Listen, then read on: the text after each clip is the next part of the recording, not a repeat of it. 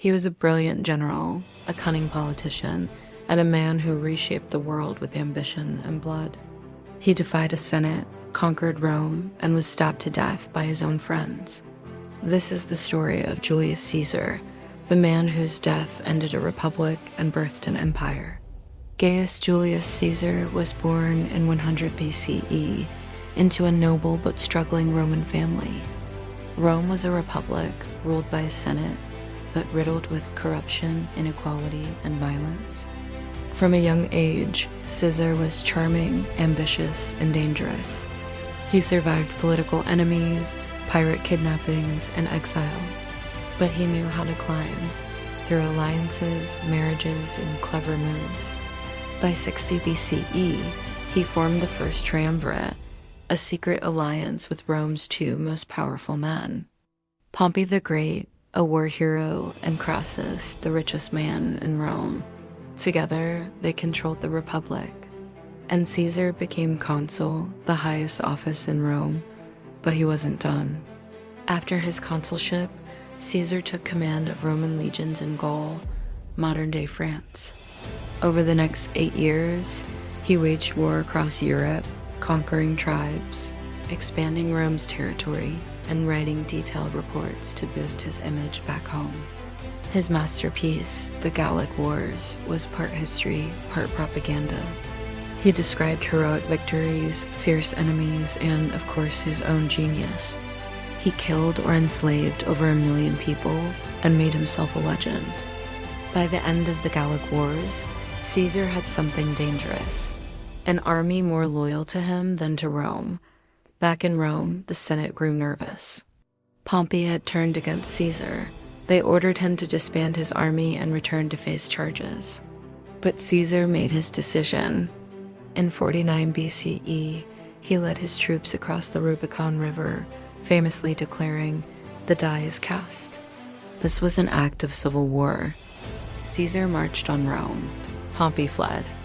And in battle after battle, Caesar crushed his enemies, including Pompey himself, who was eventually killed in Egypt. Caesar had won, but instead of restoring the Republic, he took control. Caesar returned to Rome as its unchallenged ruler. The Senate gave him the title Dictator for Life. He passed sweeping reforms, gave land to veterans, reorganized debts, reformed the calendar, opened the Senate to non-Romans, but many feared he was becoming a king in all but name, something Romans hated.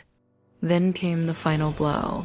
Caesar placed his image on coins, a sign of divine monarchy, and took the title Father of the Fatherland. To his enemies, he had gone too far. On March 15, 44 BCE, the Ides of March, Caesar entered the Senate unarmed. A group of senators, including his closest allies, Brutus and Cassius, surrounded him. They stabbed him 23 times. According to legend, Caesar looked into the eyes of Brutus and whispered, "Et tu, Brute?" Then he fell, dead at the base of a statue of Pompey, the man he had once defeated. The senators believed they had saved the Republic, but Caesar's assassination triggered chaos. Riots, revenge, and a second civil war followed. And from the ashes rose Caesar's grandnephew and adopted son, Octavian, later known as Augustus, the first emperor of Rome. The Republic was gone. The Roman Empire had begun. Julius Caesar's name still echoes through time. The month July is named after him. The title Caesar became a synonym for ruler, from the Russian Tsar to the German Kaiser. His military tactics are still studied today. He was brilliant, ruthless, adored, and hated. He changed history forever. He seized Rome with strategy and charm, and lost it with power and pride. Julius Caesar may have died on the Senate floor, but in many ways, he never truly left. If you enjoyed this journey through history, don't forget to like, share, and drop a comment, and hit subscribe so you never miss a legend brought back to life.